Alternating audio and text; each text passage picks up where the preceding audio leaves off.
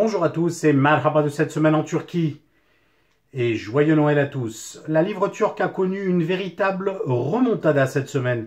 Après les annonces faites par le président et chef de l'AKP, l'opposition est restée sans voix, elle qui ne critiquait sans cesse la chute de la livre turque face au dollar.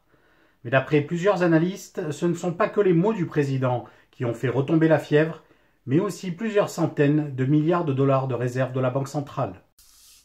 Après des semaines de dévaluation record de la livre turque et d'inflation galopante, attribuées aux baisses des taux d'intérêt de la Banque centrale, le président et chef de l'AKP, Recep Tayyip Erdoğan, a annoncé lundi soir une série de mesures dans un discours visant à enrayer la chute libre de la monnaie nationale et à la renforcer. En quelques heures, la livre turque est passée d'environ 18 à 12 pour $1. La baisse des taux d'intérêt est une exigence du président et chef de l'AKP, bien qu'elle ait été critiquée pour avoir entraîné une dévaluation paralysante de la monnaie nationale. La semaine dernière, alors que la livre s'effondrait à 17 pour $1, des organisations patronales comme la TÜSİAD ont critiqué la politique économique en demandant, je cite, que l'on revienne rapidement aux règles économiques généralement acceptées. Dimanche, le président a répliqué en ciblant l'organisation, d'ordinaire plutôt conciliante avec le pouvoir. Il a dit « TÜSİAD, je m'adresse à vous. Votre unique tâche est l'investissement, la production, l'emploi et la croissance. N'essayez pas d'attaquer le gouvernement de différentes manières. Vous ne pouvez pas nous combattre. Nous connaissons votre pédigré. Vous essayez de renverser ce gouvernement pour pouvoir en installer un autre que vous pourrez exploiter, mais mon peuple ne vous donnera pas cette opportunité. » Les mesures d'urgence du lundi soir sont intervenues après que la lire ait atteint un record de 18,3 contre $1 plus tôt dans la journée. Dans le cadre des nouvelles mesures d'urgence annoncées par Erdoğan, un produit financier permettant aux comptes de dépôt en livre turc d'être protégés contre toute perte de rendement due aux fluctuations des taux de change. Aux personnes qui opteraient pour ce produit financier, l'État s'engage à verser la différence aux détenteurs de la livre turque si celle-ci perd de la valeur face au dollar. L'annonce du président a entraîné des gains rapides immédiats pour la livre, le taux de change passant de 18,3 livres pour $1 à 12,3 livres pour $1.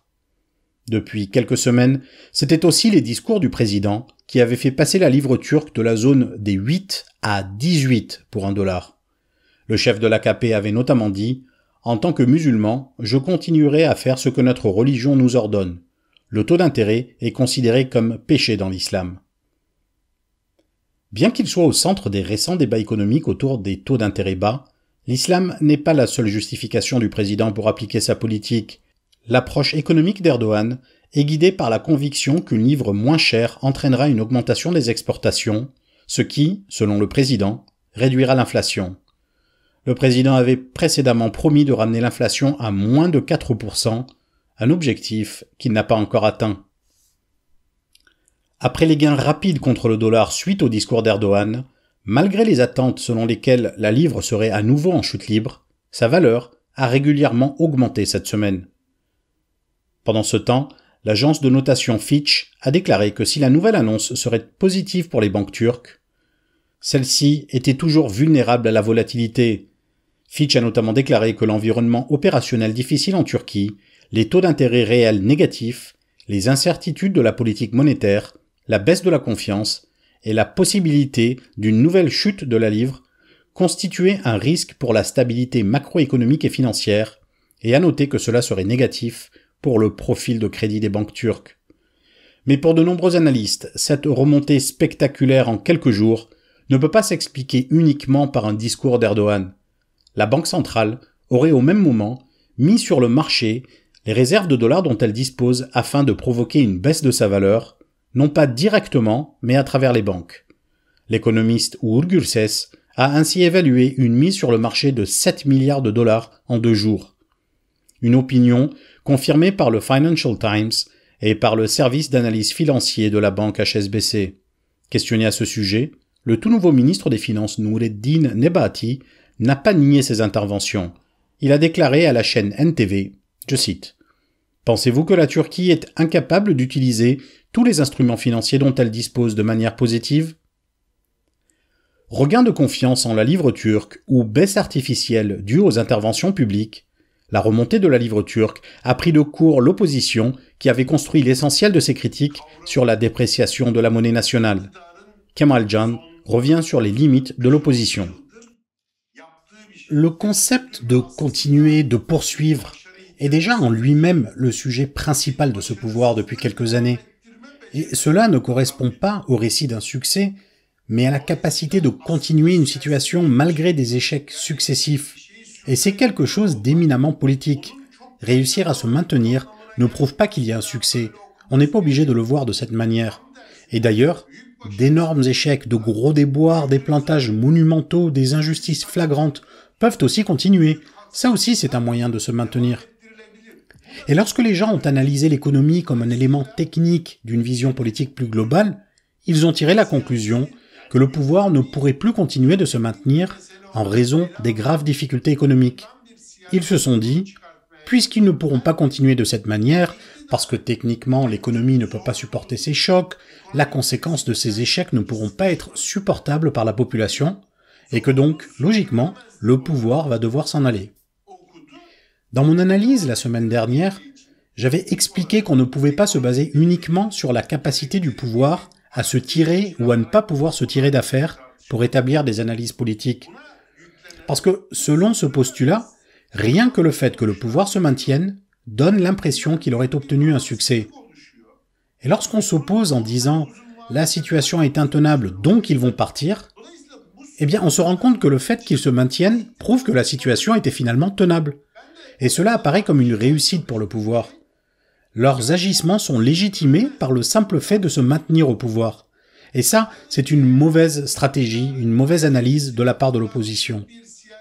Et d'ailleurs, dans les dernières enquêtes d'opinion, ce qui avait renforcé l'opposition, ce n'était pas plus les différents points d'intention de vote, mais surtout l'émergence de l'idée que le pouvoir pourrait perdre les élections. C'était cette idée, l'acceptation par la société que le pouvoir pourrait perdre, qui avait renforcé l'opposition. Même des électeurs de l'AKP, du MHP, avaient commencé à douter, à croire que leur parti pourrait perdre. Mais lorsque l'opposition s'est enfermée sur le débat de « ils sont incompétents, ils ne comprennent rien à l'économie, le dollar est monté, le dollar est descendu », eh bien cela les a poussés à développer un discours disant « dans tous les cas, cela va faire perdre le pouvoir ». Et là, le pouvoir s'est justement attaqué à cette idée. Il a développé une réponse politique, articulée en plusieurs points. D'un côté, tout en faisant payer au peuple le prix de ses errements, tout en leur faisant payer les factures pour les riches, pour l'État, pour le pouvoir, il a développé un discours populiste de protecteur du peuple contre les élites, du chevalier blanc qui mène une guerre de libération économique. Le deuxième point a été le retour d'Erdogan au centre de la scène, alors qu'il était en train de perdre sa popularité, qu'il avait du mal à déterminer les sujets du débat. Il est revenu au centre du jeu, en annonçant le nouveau salaire minimum, en fixant les débats, en annonçant de nouvelles mesures. Et enfin, il a mis à mal l'idée de « le pouvoir va perdre ». Parce que maintenant, les gens se disent « ah bah en fait, il risque peut-être de se maintenir encore un peu ». La Turquie développe son propre complexe militaro-industriel, dont l'un de ses fleurons est sans doute celui des drones Bayraktar, dirigés par l'un des gendres d'Erdogan. Il constitue un des éléments récurrents des clips de propagande gouvernementale censés représenter le renouveau de la puissance militaire turque. Les drones de combat TB2 Bayraktar sont actuellement vendus à plus d'une dizaine de pays. Ce petit avion sans pilote, simple et peu coûteux, capable de livrer des missiles guidés et des bombes intelligentes, peut rester en l'air jusqu'à 27 heures. En mai dernier, le ministre polonais de la Défense, Mariusz Błaszczak, a annoncé l'achat des systèmes Bayraktar TB2 à la Turquie. Selon plusieurs sources, l'Arabie saoudite serait sur le point de faire de même. Jusqu'à présent, la Turquie a vendu ses drones à l'Ukraine, la Libye, l'Azerbaïdjan, la Pologne, le Maroc, l'Éthiopie, le Kazakhstan, le Kirghizistan, le Turkménistan, la Tunisie et l'Irak. Ils auraient aussi été utilisés par des groupes menant la guerre au régime de Assad. D'autres pays envisagent d'acheter des drones à la Turquie, parmi lesquels la Hongrie, la Serbie, le Niger, l'Angola, le Qatar et l'Albanie.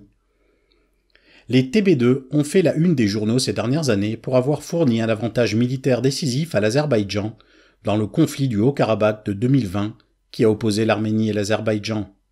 Les mêmes drones sont également cités pour avoir apporté des gains importants au gouvernement libyen d'accord national basé à Tripoli contre le général Khalifa Haftar dans le conflit libyen. La Turquie a également largement utilisé l'avion dans le cadre d'opérations militaires en Syrie. Mais l'utilisation de drones turcs par l'Éthiopie a provoqué des tensions entre les États-Unis et la Turquie. La deuxième ère des drones, comment la Turquie est devenue une puissance de drones létaux en défiant les États-Unis, a titré l'année dernière le site d'information The Intercept, ajoutant que la Turquie est en concurrence avec les États-Unis et la Grande-Bretagne pour son utilisation meurtrière de drones dans le monde. Ça y est, la Turquie a annoncé mettre sur le marché son propre vaccin anti-Covid, le Turcovac. Le vaccin national turc contre le coronavirus, Turcovac, a reçu l'autorisation d'utilisation d'urgence de l'autorité turque des médicaments et des dispositifs médicaux. Le ministre de la Santé Fahrettin Koca a annoncé que le vaccin domestique contre le coronavirus Turcovac a été approuvé pour une utilisation immédiate. Il a dit « À ce jour, nous sommes l'un des 9 pays produisant des vaccins contre le coronavirus. Turcovac commencera à être utilisé dans environ 10 jours, principalement dans les hôpitaux de ville. Le ministre Koca a déclaré que le vaccin avait été développé à 100% au niveau national et était actuellement en cours d'embouteillage et d'étiquetage dans l'usine de production de vaccins de la province de Şanlıurfa. Lors de la réunion du groupe de son parti mercredi, le président et chef de l'AKP Recep Tayyip Erdoğan a fait l'éloge du vaccin et a fait part de ses ambitions d'exporter le vaccin dans le monde entier. Il a dit « J'espère que Turcovac sera présenté au monde entier, à l'ensemble de l'humanité ». Pour que ce vaccin puisse être utilisé dans d'autres pays, il doit obtenir une autorisation d'utilisation d'urgence de l'Organisation mondiale de la santé. Turcovac est un type de vaccin inactivé conventionnel, contrairement à un vaccin mRNA qui imite une protéine virale spécifique pour obtenir une réponse immunitaire. Un vaccin inactivé introduit une version inactivée d'un agent pathogène pour déclencher le système immunitaire. Bien que les vaccins inactivés conviennent mieux aux patients immunodéprimés, leur efficacité à long terme est moindre. On ignore actuellement si Turcovac est efficace contre le variant Omicron. Les sciences sociales sont normalement présentes pour nous aider à déconstruire certains préjugés. Mais parfois, elles confirment ce que l'on pense déjà, tout comme la dernière enquête entre niveau de religiosité et vote AKP. L'Institut de recherche TEAM pour Centre de recherche des impacts sociétaux a conduit une enquête sur les tendances politiques et les préférences des électeurs pieux, les raisons de ces choix et leurs évolutions.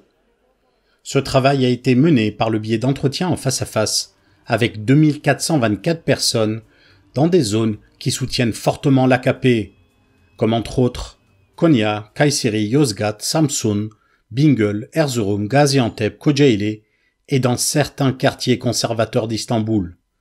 Il en ressort que les électeurs pieux craignent que certains acquis en matière de liberté religieuse sous l'AKP, en particulier le droit de porter le foulard, soit perdu si l'AKP perd les prochaines élections. Les entretiens se sont concentrés sur les personnes pieuses, turques et sunnites.